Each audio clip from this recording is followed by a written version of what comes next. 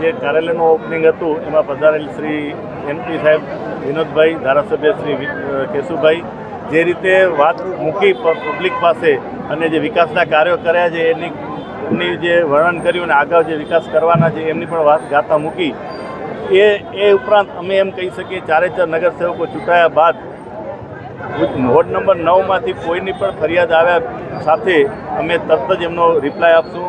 ફરિયાદ જે પ્રમાણે હશે, જે રીતે કામ થશે એ રીતે કામ કરવાની પૂરેપૂરી ખાતરી આપીએ છીએ. 4 નગરસેવકો હર હંમેશ પબ્લિક જોડે જોડાઈને કામ કરશે એવી હું આપ ચારે વતી ખાતરી આપું છું.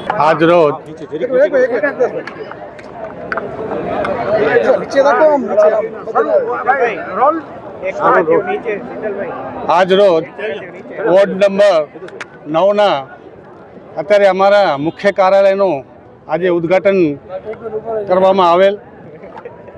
એનામાં વોર્ડ નંબર 9ના અમે 4 ઉમેદવારો શ્રી કૃષ્ણાબા જાડેજા, પ્રકાશભાઈ મહેશ્વરી, શીતલભાઈ શાહ અને રૂપલબેન ચાવડા એમના 9 નંબરના મુખ્ય કાર્યાલય ઉદ્ઘાટન પ્રસંગે આજના આપણા યુવા અને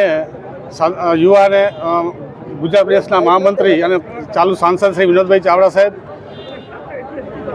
ભુજના ધારાસભ્ય શ્રી કેશુભાઈ, શહેર સંગઠન અને દરેક સમાજના આગેવાનો સૌ અહીંયા ઉપસ્થિત રહી અને અમારો જે જુસ્સો વધાર્યો છે અને આવનારા સમયમાં ભુજને 9 નંબર વોર્ડ 9ને કેવી રીતે અમે સારું અને સ્વચ્છ બનાવી શકીએ એ દિશામાં અમે ચાલે અને પ્રજાને અમે કે જે કામો થયા છે એનાથી વધારે કામો થાય એવી અમે લાગણી વ્યક્ત. અંબર સાહેબે જે કહેલું એ પ્રમાણે પણ અમે આગળ વિચારશું.